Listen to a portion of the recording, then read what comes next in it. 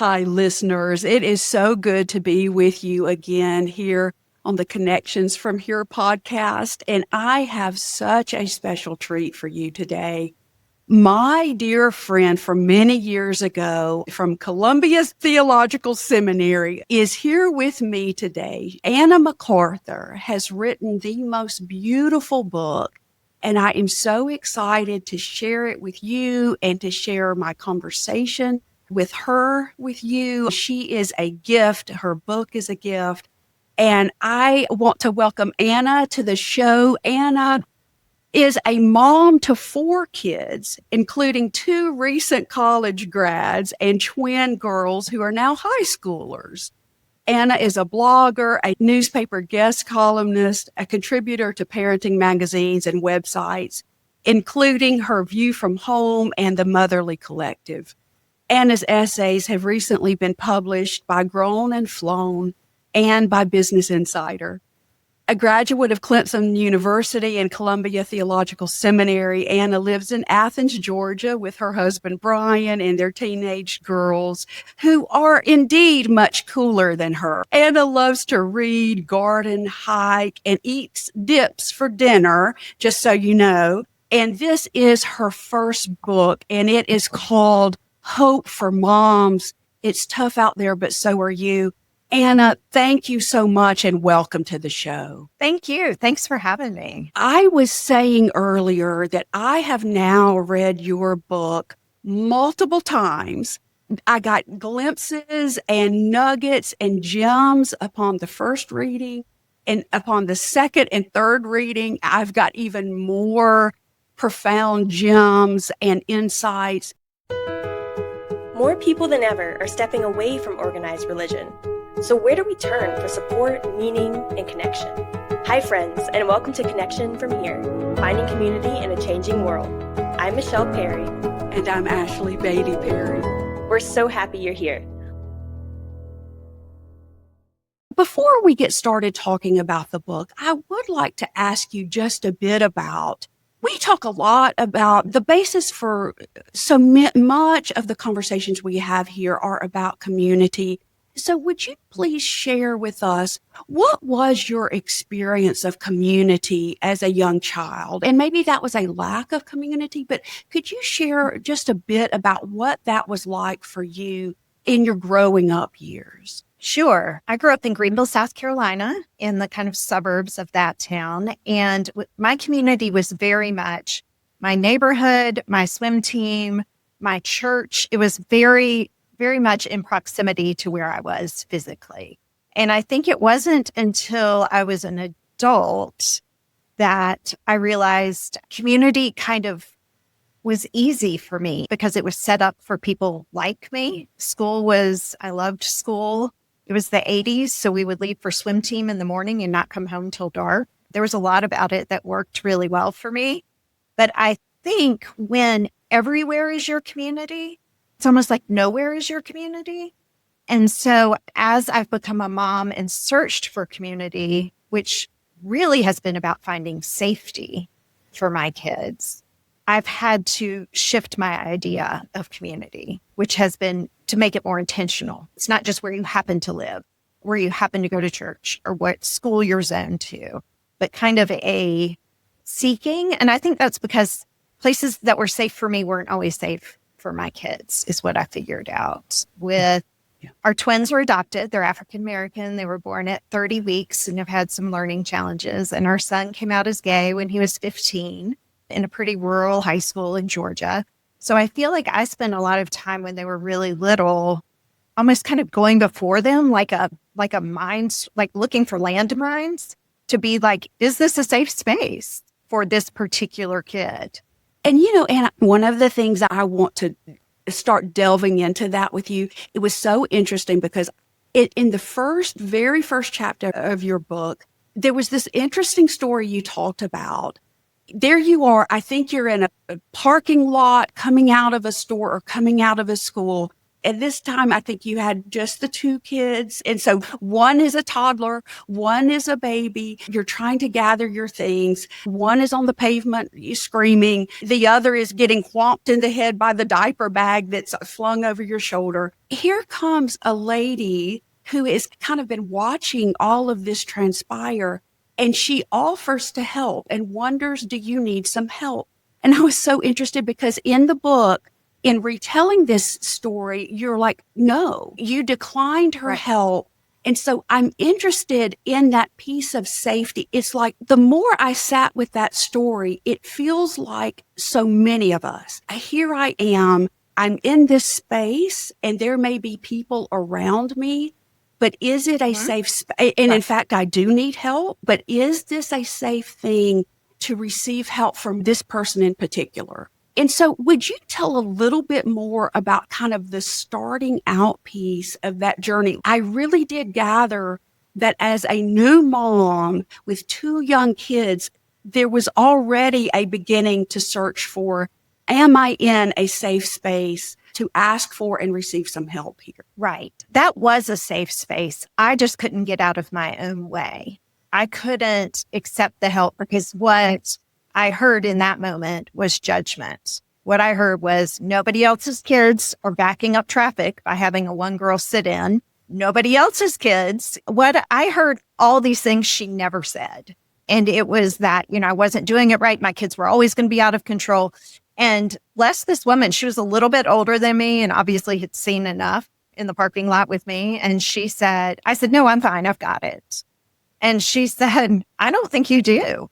And she asked me which car was mine and took Caleb off my arm in the little carrier. And so I could get Caroline off the ground. And it taught me so much because what do we really gain by saying, oh, I've got it.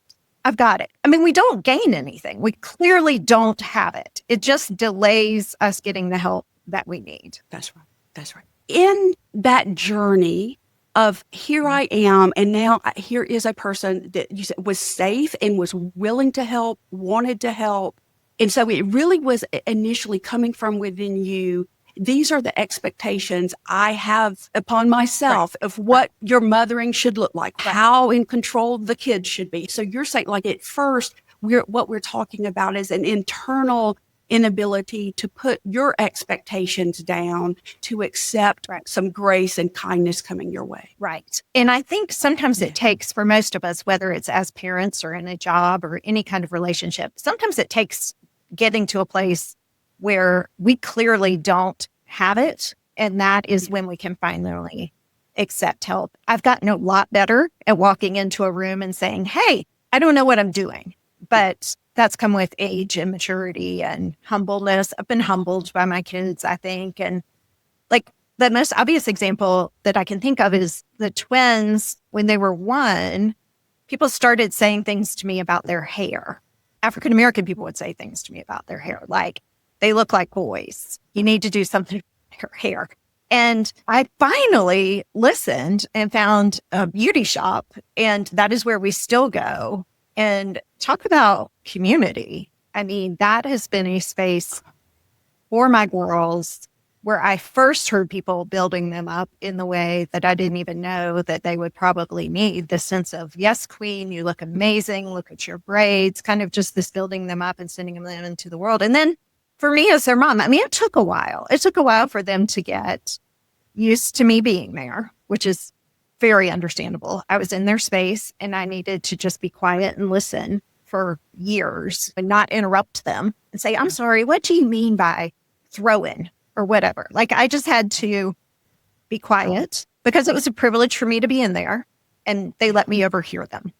And then eventually we've gotten to where it's a place of friendship and incredible helpfulness, but I am there because of the twins. I am their driver.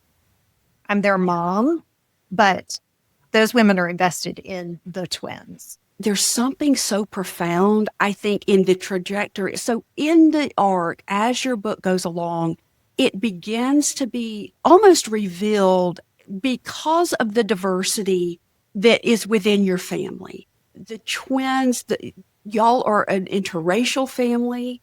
you talk about your son came out as gay. You also in the book talk about that there are some learning differences that began to be known as your children aged. And so one of the things that seems to start arising in the book as the story goes on is as these pieces of diversity are more and more in your family, it's like you become more and more open to what a community looks like. And it does look like something different. And the expectations you had of like, well, this is what children should do. Here's how children should behave. They should not be on the pavement, not wanting to get in the car. It's almost like when the twins came into your life and as your kids are growing, it's almost they demanded of you something different in how you were now seeing the world. Would you say that's the case? Absolutely. And I think it's been a tremendous gift that they have given me that I didn't even know that I needed, that I have been now welcomed into communities that I wouldn't have known existed and I wouldn't have sought out. And I think I've had to learn the same lesson over and over with what you were saying. I mean, I've learned it with race. I've learned it with sexuality. I've learned it with learning challenges. I'm still learning it with young adult children, this idea of your children are not walking report cards of you and your abilities as a parent, that it is way too much pressure to put on a toddler or a teenager. It's unhealthy for them and for me. But I think this sense of I've had to learn that over and over and over, and I'm still learning it, that are very own unique people and they will fight to be those people. And I have the privilege of watching them become those people, but it's not about me. That's it. And Anna, because one of the things too that I recognized as you were good, you became able to feel the vulnerability. There's a certain vulnerability in allowing a child to be who they are, or not allow, but like recognizing it and empowering that child to be his or her whole self, and the vulnerability that takes from you to make sure another person is having the space and the care and the support they need to become who they are. I just kept holding that image in my head of you at the very beginning. I'm not going to be vulnerable. I'm not going to let this help come in. It's like as time goes on, you yourself were able to allow that vulnerability within you. Right. And I think one thing that's kind of painful for not just as a parent, but anytime for people that we love is sometimes our community is not the safest and best for them, even physically. So we've moved in the last couple of years so that our twins are at a school that's predominantly African-American and Hispanic. And that's been a big change. It's been healthy for my husband and I to be in a space where we're the only white people. That's been really good for us. And the twins are doing great. But Caleb needed to go away to go to college. He went to Michigan. And you and I have talked about this just briefly, but I realized how different it was up there when all the churches had rainbow flags, including the Baptist church, and just kind of walking around this town with him and feeling like his sexuality was not something that was coming up all the time like it did at home. It was not, he wasn't the only gay kid in any of these situations. And it freed something in him. It opened up who he could be. And that was hard because it was the way. He needed to leave. And now he lives in New York City and has continued to kind of thrive. But it's hard, I think. But I think it's a gift of love is also letting people leave your little circle, encouraging them to fly because it's what's best for them. Anna, one of the things I'd like to bring up, because you actually wrote an article that dove into this a little bit more, that talked about actually he was able to, his very voice was able to be more authentic once he got in a space that felt like safe community to him. And your recent article that described that situation was so profound to me. Would you say just a little bit about that experience? Sure. It was the first time I visited him in Ann Arbor, and we were at dinner with one of his friends, and I just kept thinking, Caleb sounds different. He didn't sound less Southern. I just couldn't figure it out. And then I realized his voice was higher, which means I was hearing his authentic voice. And I did not realize that he had spent most of his teenage years lowering his voice because it was safer. I don't think it was conscious. He's a big guy. He's so handsome. I think if his voice was lower, and he loves college football, which is a huge part of his identity, I think he could pass where we lived more. But once he was in a space that was truly safe, I heard his real voice for the first time. And it was really a painful thing to figure out that he had been lowering it. And I was happy for him, but also a little bit devastated that he needed to leave us for that to happen. That is such a powerful story, because in the article you talked about the insight that came from you about that there must be, in order for authentic wholeness to happen, that safe holding space has got to be there. And it was such a profound insight. And again, Anna, what I'm struck by is, as you have watched these changes happen for your kids, that allowing yourself to change as well, it seems like it has been a parallel. They are better able to thrive because you have been open to newness and to think about things in new ways and to have new ideas, new consideration, and become more of that safe holding space so that they can feel like they are now, can be their authentic selves. And it is a safe space here. I want to talk about that piece with you because I wonder, you and I both came from a progressive mindset, a progressive seminary. Our education was progressive, but I'm so interested in that it really took your kids, your diverse children, to push you further in this way and to this immense understanding that to enjoy another person's authenticity, I have to do something here within myself that makes that person know that this is a safe space. So that journey, can you say a little bit more about that? Because I think in the book you share, you thought Absolutely. you were, as a place that somebody certainly could be their authentic self with you, of course. And that was always your idea of who you were and the type of family you would have. Can you say a little bit more about that there was still a journey that you went on with that? Right. That I confused being progressive with being anti-racist, that those are not necessarily the same thing, that becoming anti-racist took a lot more work. I thought we were ready, but I had no idea how white we actually were physically and culturally until we had the twins. And I think we've done this where our household is a safe space, but your kids don't stay in your house forever. So if your community is not safe, then that only lasts while they're really, really little. And so this sense of how do we broaden that out to become part of a community that's a safe space? I would like to think that if I didn't have Black and gay kids, that I would still be at the Black Lives Matter marches and the Pride parades in Athens, which are now part of what our family does. I don't know that I would be in those spaces without my kids. I would hope so.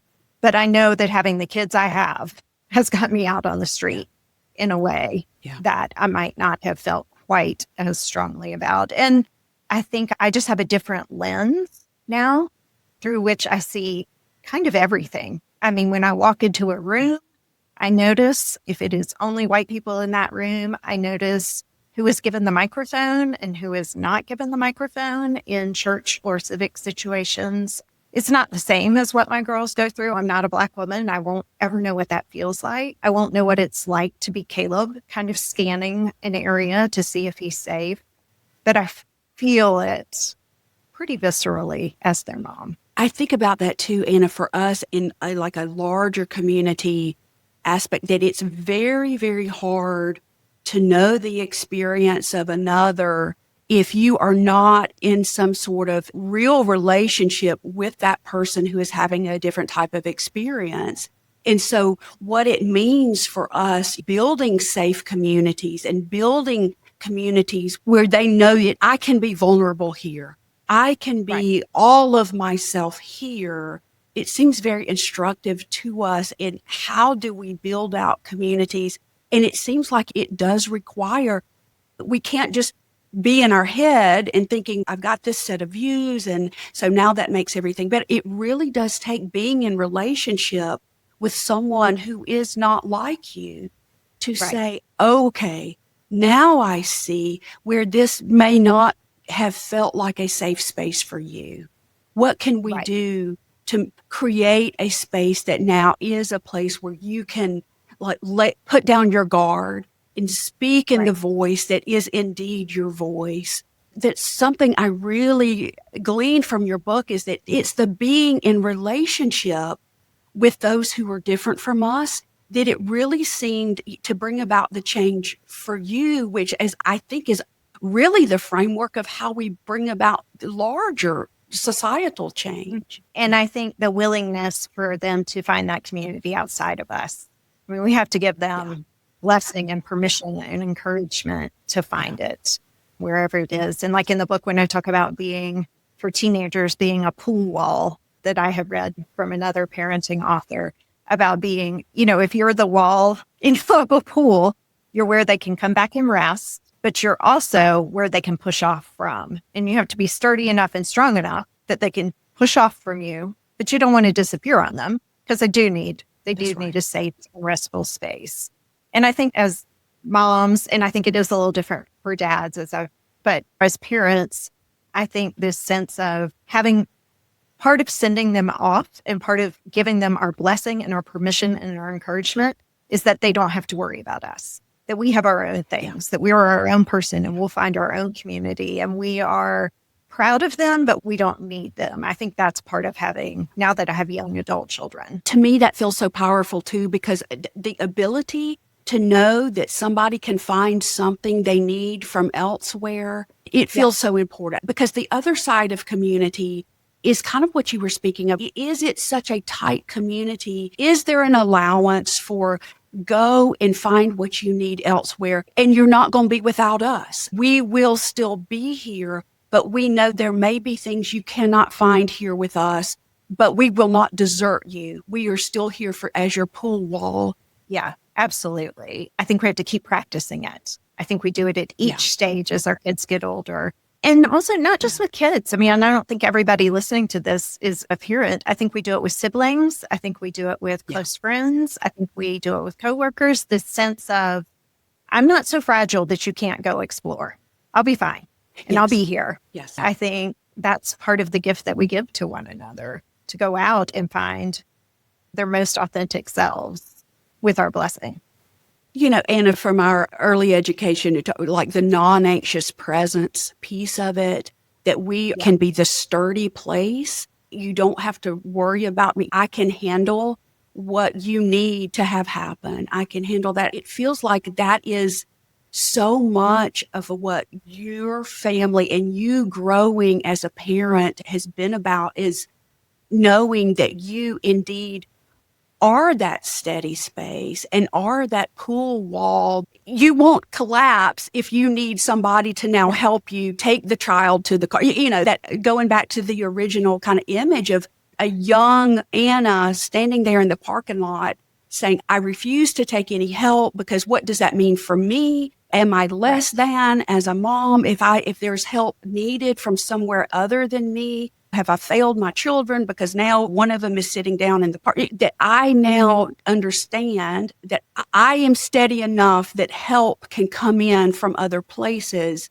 and I don't have to be all of the things. It feels like that was such a gift that you learned, and it was a gift to your kids and still is. And I think, Anna, would you say like a gift to you as well, that there's a steadiness to you as well in that? There is, but I want to also be really clear that I'm messing it up all the time. I mean, that's the aspiration, that's the aspiration, that I'm sturdy enough and steady enough, and not that I'm crying in my closet, which is also half the time. I have to also be willing to be changed by what they learn out there. And that can be humbling, or even just being at this new school. Katie, one of my twins, runs track, and she said after one of the meets, could you try to yell less like a white lady when you're cheering for me?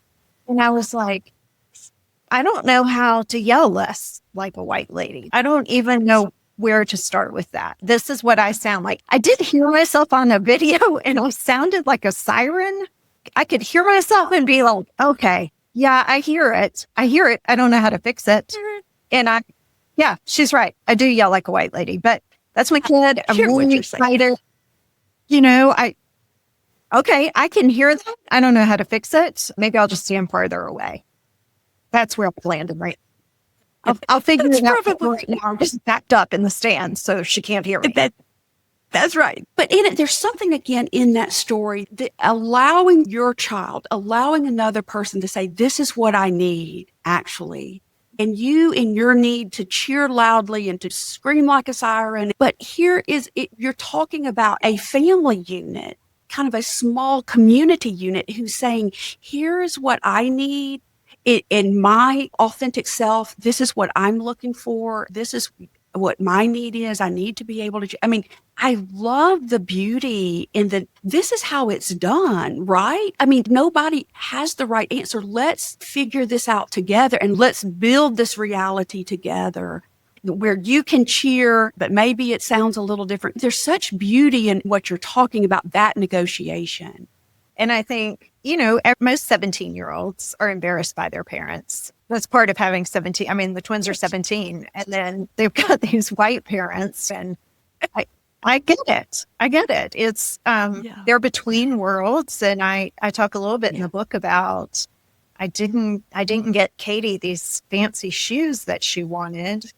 I thought they didn't matter. I didn't think it mattered. Shoes don't matter to me. I thought, I got her these Amazon knockoffs, and she was at a new school, and right away she quit wearing them. And she said, I said, why aren't you wearing your shoes? And she said, well, they're saying, are you wearing their shoes because you have white parents? And I was like, oh, it didn't even make any sense. What she has are frugal parents. She said, but Mom, even my friends who live in government housing, they have the real Nikes. And I'm like, okay, there's some stuff here that I have missed. And I started asking friends, especially my Black friends, were like, get her the shoes. Get her the shoes. You're going to now. Not believe you got her Amazon knockoffs of Nike Jordans. And they're bad. Or bad. So, there's constant learning in this sense of, gosh, my girls want to be part of the community. And I understand that.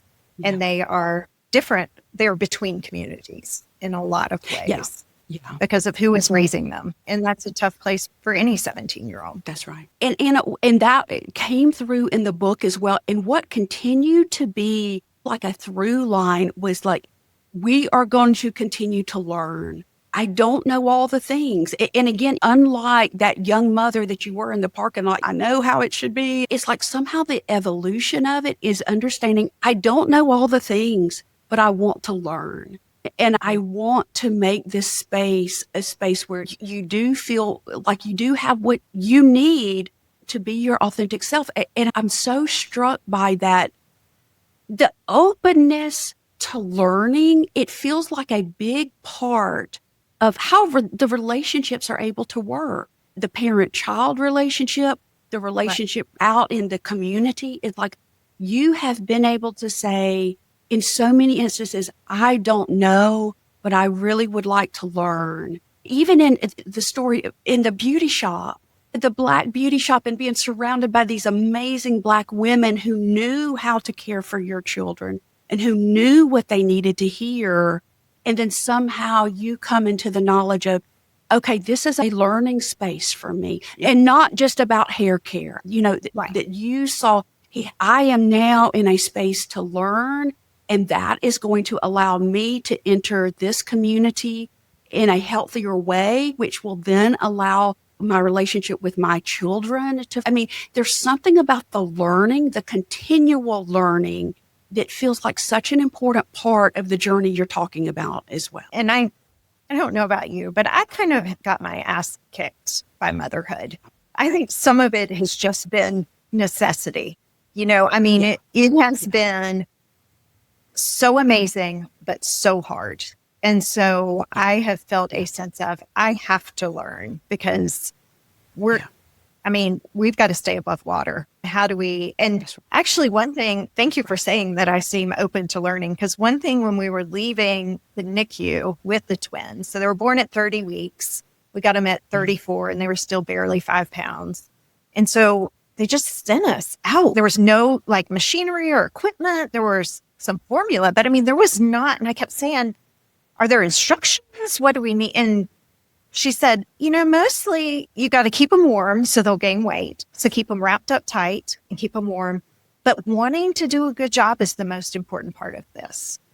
And I'm so grateful to that NICU nurse because I already had 2 kids. It wasn't that I was brand new to babies, but I was brand new to preemies. And this sense of, listen, you want to do a good job at this, you're going to be fine. I do think in terms of there's something about if we can continue to take that, you want to do a good job, you want to learn into our relationships, in our communities, in the people we're meeting. It's something about that is I'm here and I'm trying, I want to do a good job and I want to know you. You genuinely have wanted to know what your children's needs are. And I think that there's something that feels so special about the framework that can be for all of us. Something very, I don't know, something feels very powerful about what you're saying. I don't know, but I sure want to. And I sure want to know what it means to be your parent in the best possible way. And I sure want to know what it means to be your friend in the best possible way, or your coworker or your community member. I think, like you said, a humility in that to say, I don't have all of the answers, but I sure want to know about you. And what can I do to make this space a space where you feel you can be vulnerable and share yourself with me so I can learn about you? I think those are the pieces that just really in your story, in your book, these pieces of, I see that as a framework forward for all of us in the parenting, but also in the larger communities that we're a part of. There is a framework that can be found in that kind of the humility and the wanting to know. As we are beginning to wrap up our time, I did want to talk about, so the story, the book, your book begins with the story in the parking lot and you don't want to accept help. But then at the end of the book, there's this beautiful, beautiful story about the African-American activist Bree Newsom, who in 2015 is climbing the flagpole in the State House of South Carolina. And part of it, she brings down the Confederate flag, which is already being navigated. It's going on, trying to get the Confederate flag removed. Bree Newsom climbs the flagpole and brings down that flag. But in your book, you share about the way that there was a white man supporting her at the bottom of that flagpole. Would you please share that story about that moment and how that transpired? Yeah, in pictures, it looks like he might work, like be a grounds person. He has on kind of a vest and a hard hat. And in the first pictures that I saw, her climbing this flagpole is an incredible photograph, just this bravery. And she's like, I'm going to take it down. If y'all can't get your act together enough, it was after the shooting at Mother Emanuel in Charleston. And he's there as her supporter. And what he does is when security comes and the police come and they are going to tase a metal pole to get her down, he puts his hand on the pole and he will not let go of the pole until she is down, because he knows that they are not going to tase that pole with a white guy's hand on it. They would tase it with her up there. But what he does is he lends her what privilege he has. And I think, this idea of being an ally is amazing. I'm working on that and I'm learning all of that. But also what people within the Black community say is we also need co-conspirators. That is beyond just being an ally. An ally is saying, good for you, that flag should be down. Co-conspirators is putting your actual hand on the pole.